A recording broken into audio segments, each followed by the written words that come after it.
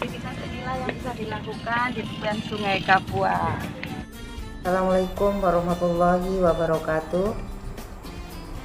Selamat datang di Waterfront City, Kota Pontianak. Sebelumnya saya akan perkenalkan diri saya. Nama saya Ibu Sohira, biasa dipanggil Ibu Sohira atau Ibu SO. Saya berasal dari DPD KPI Kalimantan Barat. Dalam kali ini saya akan memandu wisata Bapak Ibu di tepian Sungai Kapuas yang punya hobi yang sama dengan saya, yaitu bersepeda ya, atau sport, wisata khusus yang melintasi tepian Sungai Kapuas. Ya, saya berinformasi terlebih dahulu. Di sini banyak spot-spot yang luar biasa, belum tereksplor sebenarnya. Walaupun setiap hari kita lihat, tapi nilai sejarahnya luar biasa. Ya, di belakang saya ini ada rumah Melayu asli. Ya, rumah Melayu asli yang memang semua bangunannya terbuat dari kayu, di mana biasa orang menyebut dengan kayu belian atau kayu ulin atau kayu hitam. Ya, ini satu-satunya bangunan yang masih ada di tepian Sungai Kapuas. Ya, di sebelah sana lagi, sebelah kiri saya, sedikit kelihatan nampak atap daripada Masjid Jami. Masjid Jami merupakan salah satu masjid tertua yang pertama didirikan oleh Sultan Syarif Abdul Aman Al-Qadri pada tahun 1771. Ya. Di depan saya, di depan Bapak Ibu ada jembatan Kapuas. Jembatan Kapuas merupakan jembatan penghubung antara Pontianak Kota dengan sebelah utara, yaitu Kota Siantar. Perlu saya informasikan, Sungai Kapuas merupakan sungai terpanjang yang ada di Indonesia, yang memiliki panjang 1.143 km dari ujung hilir sampai ujung hulu. Hilirnya yaitu ada di muaranya, hulunya ada di Kapuas Hulu. Ya, Bapak Ibu, banyak aktivitas yang bisa dilakukan di Sungai Kapuas ini. Salah satunya bisa memancing, bisa bertani atau bersampah. Tadi di depan saya juga ada para pengunjung yang menikmati wisata Sungai Kapuas dengan menggunakan kapal. Dan ada yang lebih bisa memuat muatan yang banyak, yaitu menggunakan kapal Galaherang.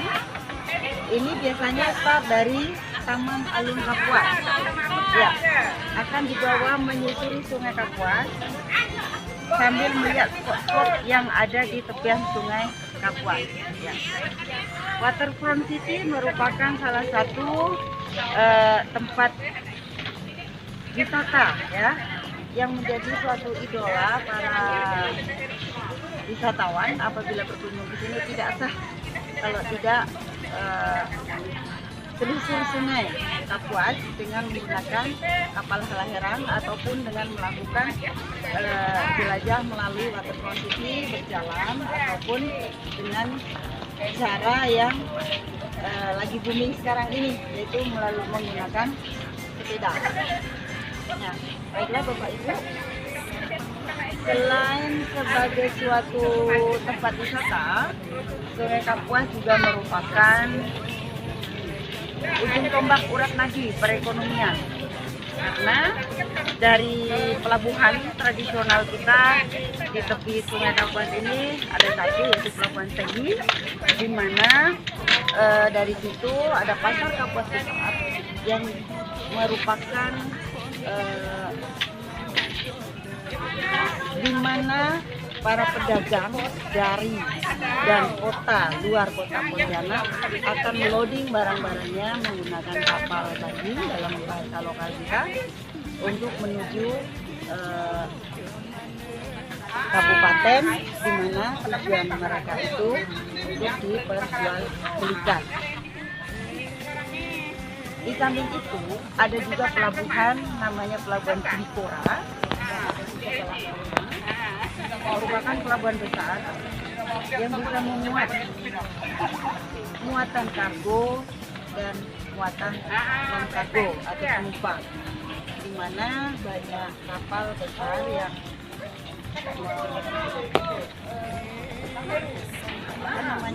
menurunkan penumpangnya, antara lain dari Semarang, Pontianak, Surabaya, Pontianak, dan dari ke kota lainnya yang tinggal di kota Pontianak. Ya, kembali lagi saya akan bercerita tentang sejarah kota Pontianak. Ya, kota Pontianak mempunyai nilai sejarah yang hubungannya erat sekali dengan Sungai Kapuas. Kenapa? Pertama kali kota Pontianak ini dibangun menurut referensi yang saya baca, baik itu dari sejarawan Pontianak, bahwa Pontianak ini didirikan pada tahun 1771 oleh Sultan Syarif Abdurrahman Al-Qadri dengan mempunyai cara yang unik. Beliau ini berasal dari daratan Timur Tengah, memasuki kota Pontianak, dan di situ menemukan suatu muara yang masih rimbun dengan hutan-hutan. Lalu masuklah beliau itu di selusur Sungai Kapuas. Ya,